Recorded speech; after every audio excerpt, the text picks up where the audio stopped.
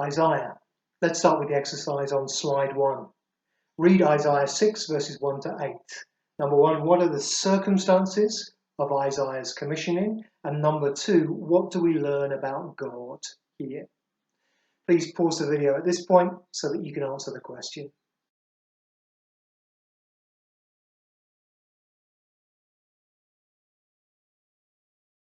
What are the circumstances of Isaiah's commissioning? Well, the first verse locates the time and place of the vision, as well as summarizing its content. In the year that King Uzziah died, I saw the Lord sitting upon a throne high and lifted up, and the train of his robe filled the temple. Now, King Uzziah died in about 740 BC. His story can be found in 2 Chronicles chapter 26. Uzziah, or Azariah as he was also known, began his reign at the age of 16. And in total, he reigned over Judah for 52 years. In many ways, he was a good king. Although he didn't remove the pagan shrines from the land, he seemed to start well. He successfully waged war against Judah's enemies with a well-organized army. He embarked on building projects. He supported the country's agriculture. His policies brought peace and stability to Judah. But it seems that power went to his head, and he grew proud. Although he started well, he didn't finish well. In fact, he died in disgrace. He unlawfully took the role of a priest and entered the holy place of the temple to burn incense there. As he was challenged by the priests, his skin broke out with leprosy. And from that day until the day he died, he lived in isolation, away from the people and unable to rule over them. And it's the year of Uzziah's death, when Isaiah sees the Lord in the temple in Jerusalem. Which brings us to the second part of the question. What do we learn about God here? Well, just look at how God is described in verse 1. He's above all powers. He's high and lifted up. He's sovereignly in control of everything. He's seated on his throne. And his royal robe fills Isaiah's vision because it fills the temple. Notice that God is described in relation to his throne and his robe and his exalted position. But there's no attempt made to describe God himself. He's served by flaming winged servants, we see in verse 2, seraphim, who proclaim the character of God. Verse 3, they call out to one another, holy, holy, holy is the Lord of hosts. The whole earth is full of his glory. You see, the first thing that confronts Isaiah is the holiness of God, repeated 3 times for emphasis. He's not just holy, he's 3 times holy. He's the holiest of holy. The Lord who reigns over all is a God of absolute moral purity. He's very different to Uzziah, the proud king of Judah. He's very different to us. The other attribute of God that's chorused by the seraphim is his glory, which fills not just the temple, but the whole earth. His heavenly holiness is revealed in earthly glory. The earth declares the glory of its creator. And as the seraphim call out to one another, verse 4, their words shake the thresholds, as if warning Isaiah not to come any closer, not to attempt to cross the entranceway into God's holy presence. The temple, we're told, was filled with smoke, so as to obscure Isaiah's vision of this awesome God. Well, Isaiah believes that he's done for, verse 5. He's immediately confronted by the ugliness of his sin in the presence of a holy God. And he's only saved by the atoning work of God, verses 6 to 7, before he offers himself to God as his messenger to the people of Judah in verse 8. Introduction.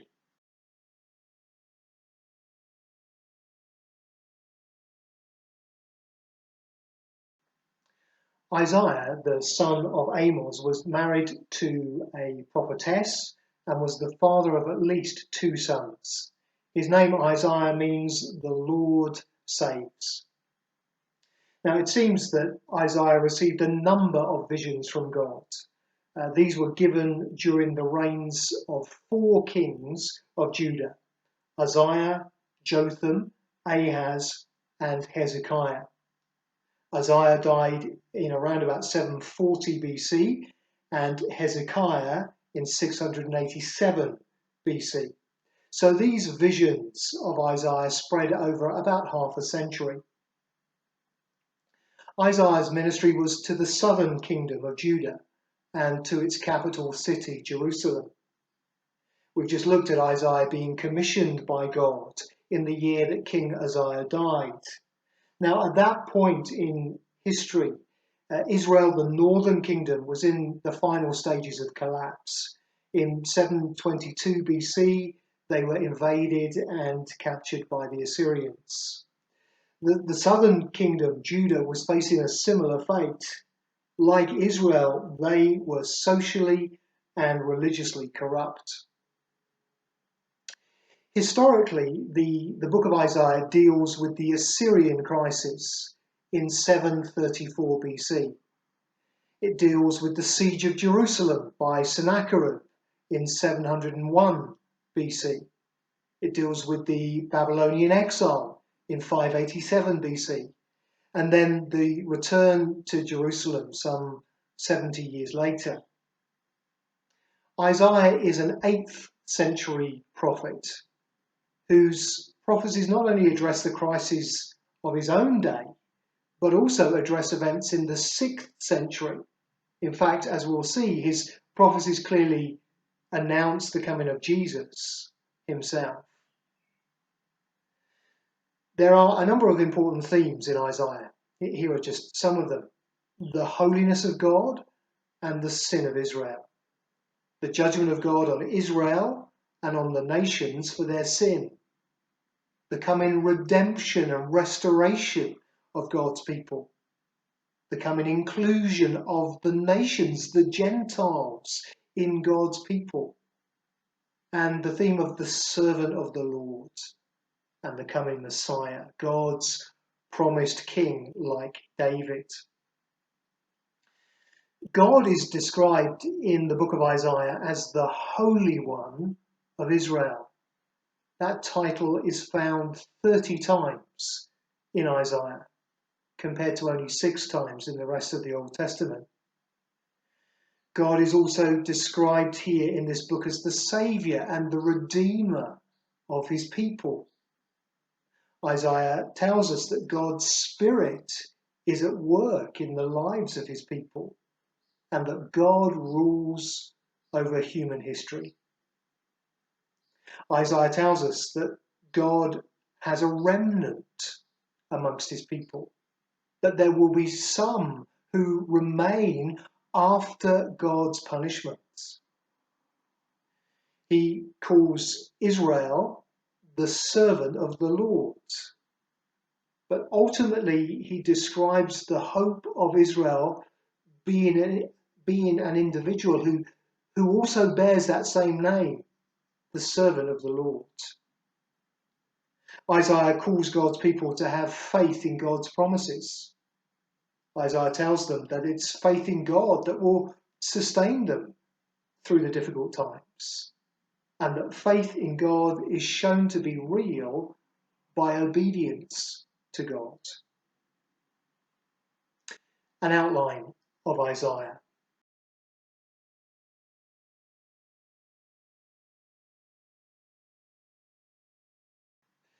Isaiah divides into three main sections. First of all, we have the Book of the King, chapters 1 to 37. These chapters describe the Assyrian threat. They also demonstrate that the Messiah, the coming king promised by God, is greater than the kings of David's line at this time. Apostate Ahaz, gullible Hezekiah. Isaiah describes in these chapters the glorious king yet to come. Then we have a second section, chapters 38 to 55, the book of the servants.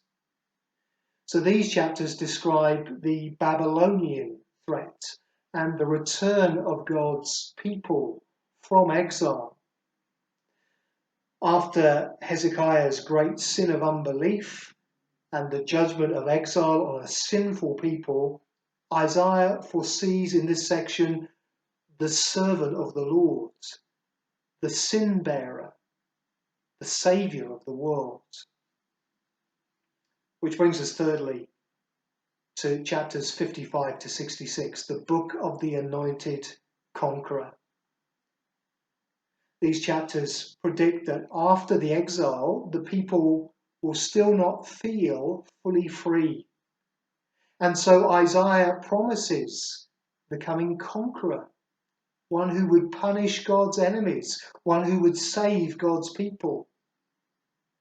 Here in this section, we're also given a picture of the coming new heavens and new earth. Look at the exercise on slide 2.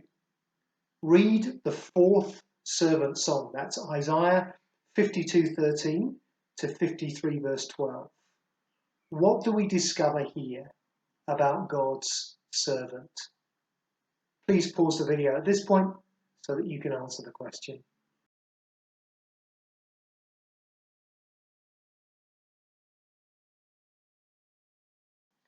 What do we discover in this fourth servant song about God's servant?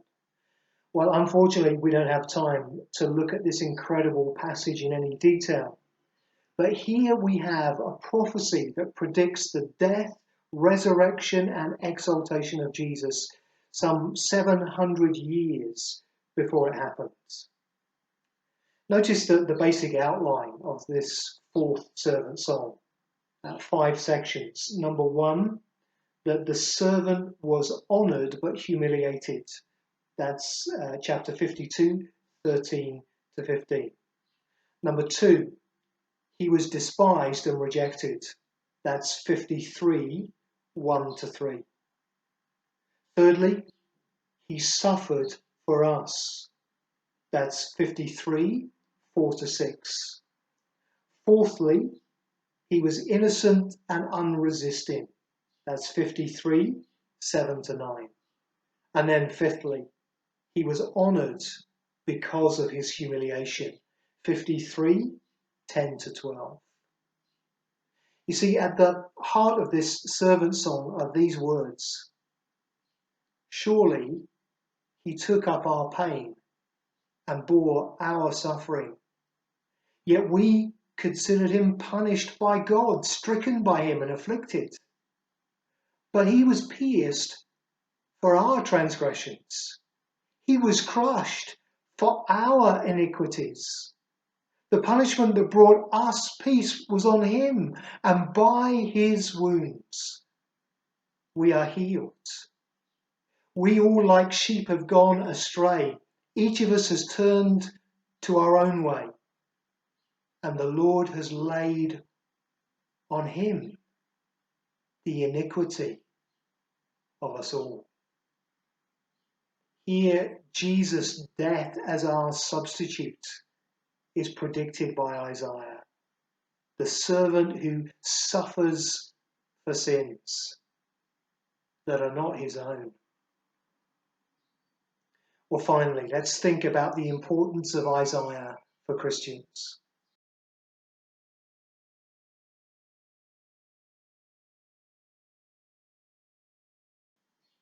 Isaiah is among the most frequently quoted Old Testament books in the New Testament. Isaiah is quoted 66 times in the New Testament and alluded to many more times. Remember, it's one of the big four of the Old Testament, along with Genesis, Deuteronomy, and the Psalms. Only the Psalms is referred to more often than Isaiah is. Many of Isaiah's prophecies are picked up in the New Testament and shown to be fulfilled in Jesus. For example, John the Baptist understands his ministry in the words of Isaiah 40 verse 3. Matthew, the Gospel writer, understands the virgin birth of Jesus by reference to Isaiah. Jesus understands his own ministry in the light of Isaiah's words. John, the Gospel writer, quotes from Isaiah and writes this: Isaiah said this because he saw Jesus' glory and spoke about him. And as I've already suggested, Jesus is the suffering servant of Isaiah 53. It's been estimated that Isaiah 53 is quoted or alluded to more than 50 times in the New Testament. Isaiah, like Paul in the New Testament, calls people to faith in God's promises. Isaiah emphasizes the holiness of God, a theme that's particularly emphasized in the book of Revelation, the very last book of the Bible. Lastly, think about those verses that we looked at the very beginning from Isaiah 6, where one of the seraphim removes a live coal with tongs from the altar, this place of blood sacrifice, and he applies it to Isaiah's lips, and his unclean lips are purged by fire. And as he does so, the seraph declares that the guilt of his lips is taken away and his sin is atoned for. Isaiah's sin has been covered in the same way that someone might cover a debt on our behalf. The price was paid for his sin. Now, as Christians under a new covenant, we look to another place of sacrifice for our atonement. It's not a burning coal that removes the guilt of our sin. It's a dying Saviour. The source of our forgiveness is not an animal sacrifice on an altar, but the sacrifice of God's own dear Son on the cross. You see, it's at the cross of Jesus where full and final atonement for sin can be found for all who put their faith in him.